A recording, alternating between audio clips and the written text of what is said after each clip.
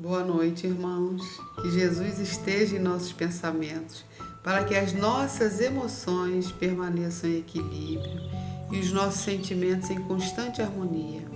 Nossa gratidão aos mentores do nosso amado grupo espírita Estrela dos Navegantes e a todos aqueles que estão conosco nesse momento especial em que os nossos corações se unem no propósito de aprender um pouco mais sobre como lidar com as questões da vida, do nosso dia a dia, com as nossas emoções. Então, recapitulando o que falamos na semana passada, as emoções nos acompanham desde que existimos. Afinal, como já vimos, elas são uma maneira inteligente que a natureza, que Deus criou para que os seres ajam diante de uma situação, gerando comportamentos diante de uma necessidade, né? A emoção é automática. Não temos controle volitivo, ou seja, não conseguimos controlar as emoções apenas com a vontade. Você não dá de cara com um leão e pensa: será que ele vai me pegar? Eu devo correr agora ou espero ele rosnar? Não dá tempo, né? Até porque quando a gente começasse a pensar, ele já teria nos devorado. Então não dá tempo para racionalizar. Então as emoções existem para nossa sobrevivência. E isso ainda é necessário. Sim, sempre será, sempre teremos emoções. Porém, muito mais na antiguidade, né? Nós fazíamos uso, tínhamos necessidade quando vivíamos na natureza, em função da caça, da pesca.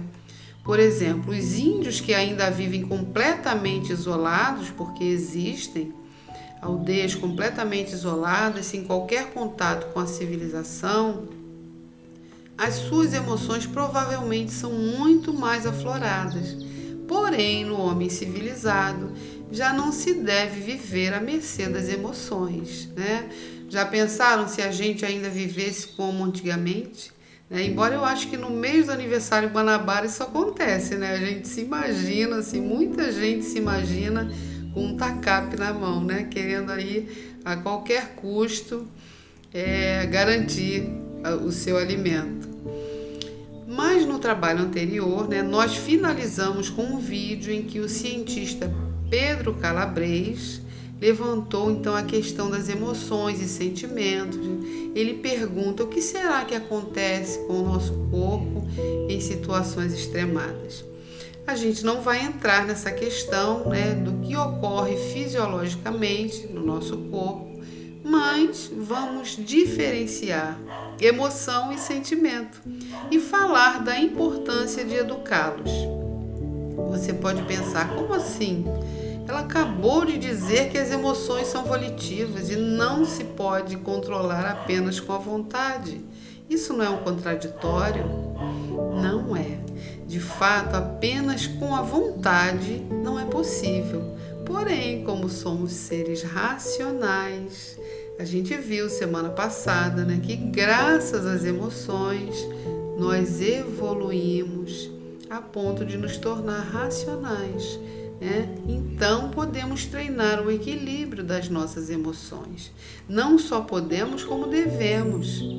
Primeiro, vamos deixar claro que emoção não é igual a sentimento, gente. Sentimento é uma coisa e emoção é outra.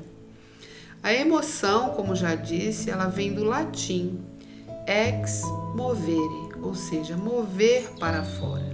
Logo, emoção é uma ação, é um comportamento. Sentimento vem do sentire, detectar, do perceber. Então, o sentimento é uma percepção subjetiva da emoção afetiva. É subjetiva por quê? Porque cada ser humano, cada ser, não só os humanos, mas cada ser sente a emoção de uma forma, a depender das suas vivências, dos seus hábitos, de tudo que construiu ao longo da sua existência. Ou seja, a emoção é um conjunto de respostas químicas e neurais baseadas nas nossas memórias e surgem quando o cérebro recebe um estímulo externo. Por exemplo, Eu encontro alguém por quem sou muito apaixonada. Meu coração dispara, acelera, né? As pupilas dilatam. A gente controla isso? Será? Eu acho que não, né, gente? A gente pode dizer assim pro nosso coração: fica quieto, para de bater. Não tem como, não é? Já o sentimento, por sua vez, é uma resposta à emoção e diz respeito a como a pessoa se sente diante daquela emoção. É um desdobramento da emoção.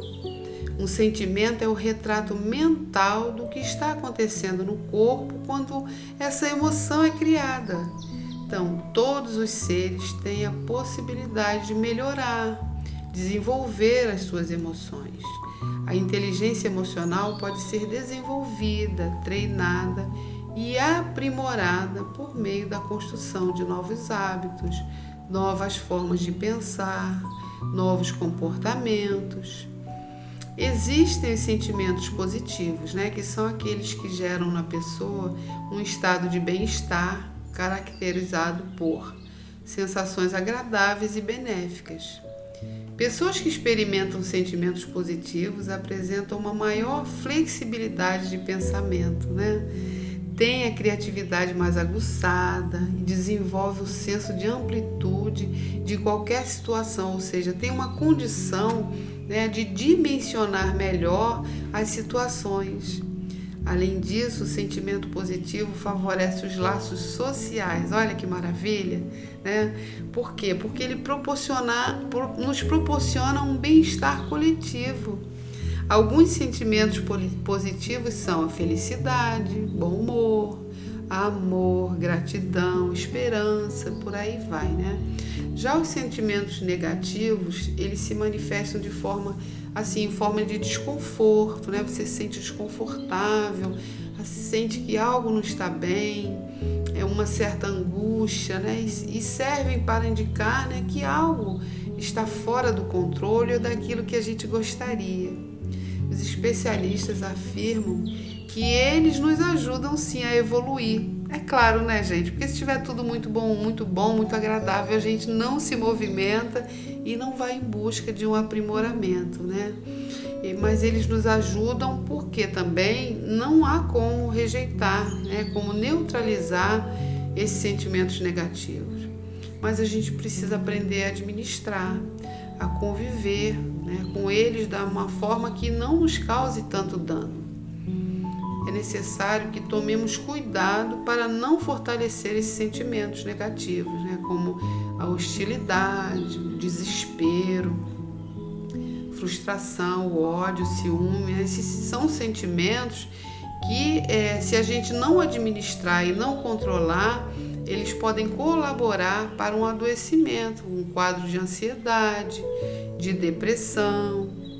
Tá bem, Luciane, você está falando tudo isso aí, né? Agora eu não entendi exatamente como é que eu vou fazer, né?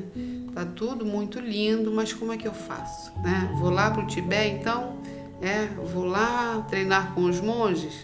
Claro que não precisamos disso, né? Nós temos aí o nosso irmão Haroldo Dutra, que ele tem uma dica de ouro para dar pra gente. Modular. E o que é modular? Agora vem a palavra mágica. Agora eu vou explicar a palavra mágica. Modular. Modular são duas coisas. Duas coisas. Mexer na intensidade e na direção. Então, eu tenho controle sobre a resposta emocional? Não. A resposta emocional ela vem automática. Mas eu tenho controle sobre a intensidade e a permanência da resposta? Tenho. Então, veio a tristeza. Veio a tristeza. Ela veio forte, ou mediana, ou fraca. Eu tenho condição de ir lá e mexer no volume? Se ela tá muito, a tristeza está muito grande, aí eu vou lá e faço coisas para diminuir? Tem. Anular? Tem. Anular não. Eu consigo reduzir a zero? Não. Mas eu consigo diminuir o volume? Ou aumentar? Porque eu posso diminuir um pouco a tristeza e aumentar um pouquinho a alegria. Eu posso fazer isso? Diminuir ou aumentar? Posso. Intensidade. Então, um dos elementos da modulação é regular a intensidade. O que é isso, gente? É o que você faz quando você está assistindo televisão, gente. Você não aumenta e não diminui o volume. Outra coisa, eu consigo mexer na direção. Na direção. Então, por exemplo, eu senti raiva. Eu posso canalizar essa raiva em alguém. Que é uma péssima canalização. Aí o que eu vou fazer? Eu vou dar um tapa na pessoa. Eu vou dar soco, chute. Eu vou gritar, vou agredir verbalmente a pessoa. Eu vou direcionar a minha raiva para agredir alguém. Isso é uma boa direção para a emoção? Claro que não. Claro que não. Claro que não. Não é? Mas eu posso canalizar aquela raiva, usar aquela energia para uma atividade útil? Posso. Eu posso canalizar a minha raiva para uma realização, para algo que eu preciso fazer, até para um processo de transformação. Ok?